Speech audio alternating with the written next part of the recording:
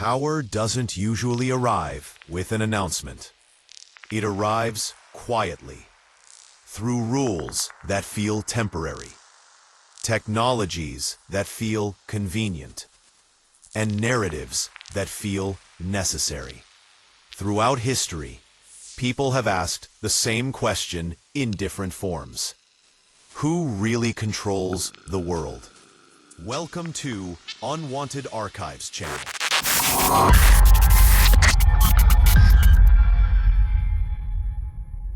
Today, we explore the possibilities of world domination in the future. Not as fantasy, but as a combination of history, technology, crises, and control. In 1949, George Orwell published 1984. It wasn't a prediction, it was a warning. A world where surveillance is constant, where language is reshaped to limit thought, where history is rewritten in real time, where fear keeps people obedient. What made Orwell terrifying wasn't imagination, it was how efficient the system was. And today, we don't need telescreens, we carry them in our pockets. Narrative and suggestions are always present. Every time we take our phone, every time we watch TV, every time we see a commercial, influence is inevitable. The idea of secret societies and hidden rulers is not new. This idea is stuck with humanity for millennia. The Knights Templar, the Freemasons, Knight of Columbus, Skull and Bones, Rosicrucians, Hermetic Order of the Golden Dawn, Muslim Brotherhood, QAnon, Green Dragon, Thule, and many, many others. Myths about many of them were dismissed, but the overall idea of secret societies survived. Today, the term represents a broader fear, that unelected elites operate beyond public visibility, shaping politics, economics, and culture from behind closed doors. Whether real or exaggerated, one thing is certain: power prefers privacy. When we speak about secret societies, we have to mention the Bilderberg Group.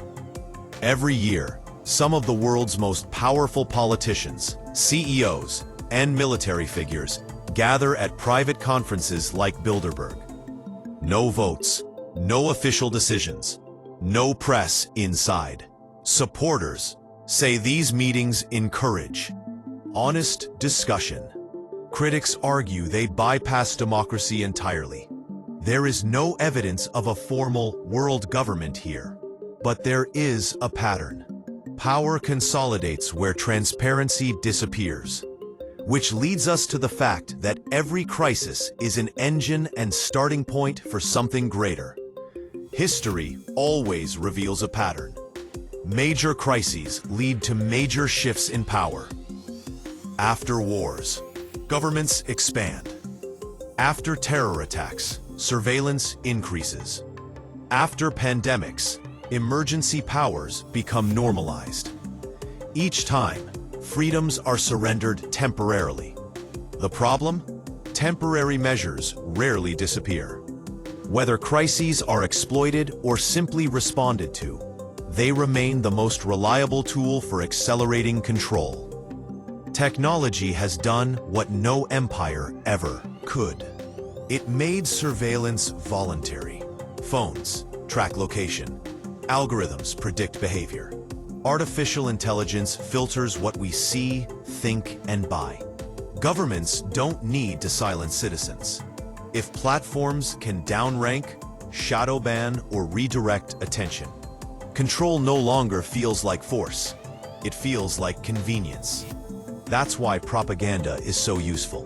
Propaganda used to be loud. Now it's personalized. Data allows messages to be tailored to individual fears, beliefs, and emotions.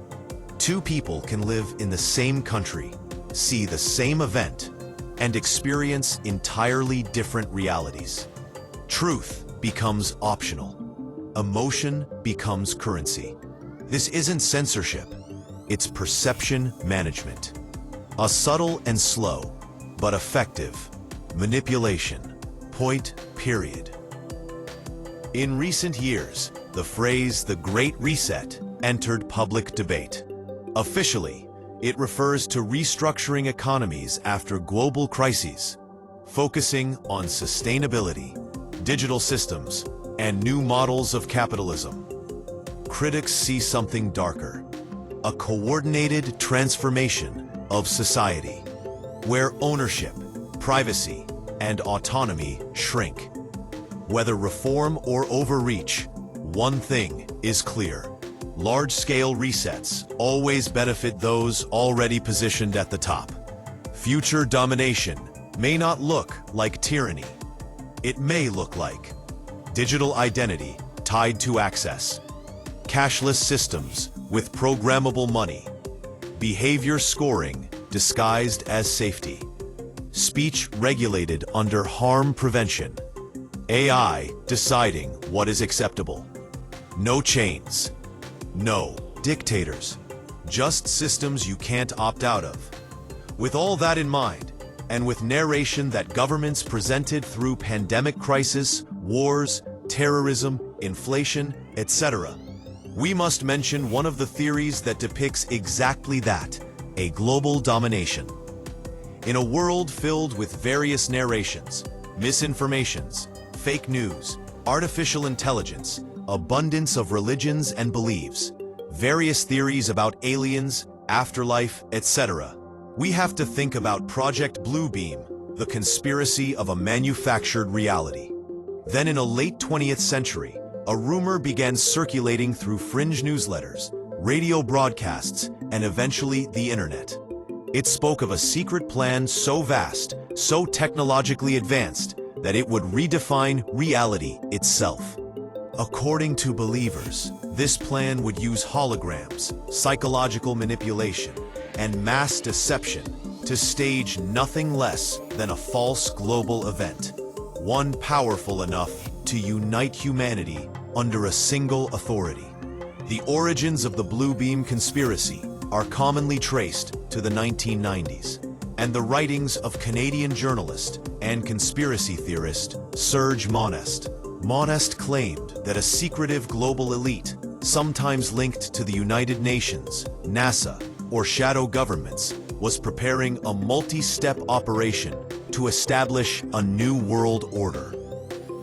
At the heart of this plan, he said, was technology capable of projecting realistic holographic images into the sky. Images so convincing they could appear as religious figures, alien spacecraft, or cosmic events. The theory unfolds in stages. The first phase, according to Monest, would involve the deliberate destruction or reinterpretation of ancient knowledge. Archaeological discoveries, he claimed, would be used to discredit traditional religious beliefs, suggesting that sacred texts had been misunderstood or manipulated.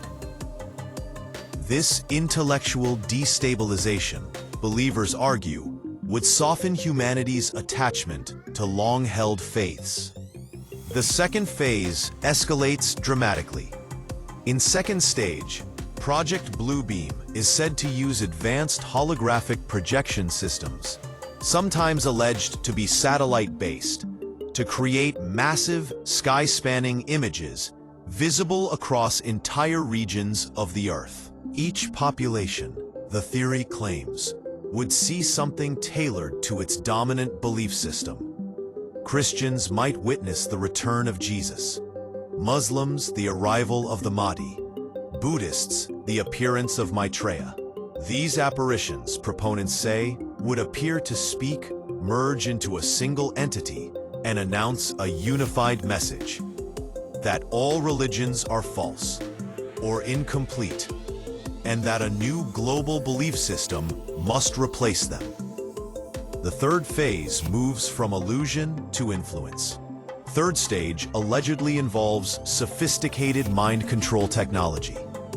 Conspiracy theorists often reference electromagnetic waves, ELF frequencies, or neural manipulation, suggesting that human thoughts and emotions could be artificially influenced on a mass scale.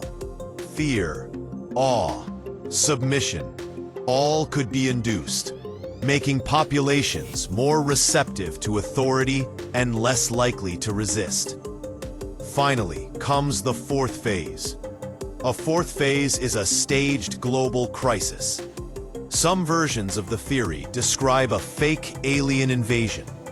Others describe a manufactured rapture or a worldwide supernatural event.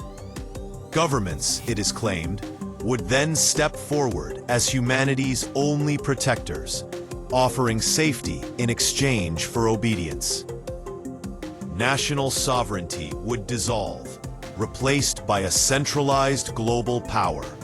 To believers, Project Bluebeam explains everything. UFO sightings, mysterious lights in the sky, advances in augmented reality, even modern drone displays.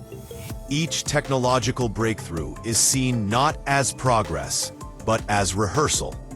But how much of this theory holds up under scrutiny? Scientists and engineers point out significant problems. While holographic technology has advanced, projecting solid, three-dimensional images across the sky, visible in daylight and from multiple angles, remains far beyond current known capabilities. Atmospheric conditions, energy requirements, and optical limitations make such projections impractical on a global scale. Or so it seems. Psychologists also challenge the idea of mass mind control.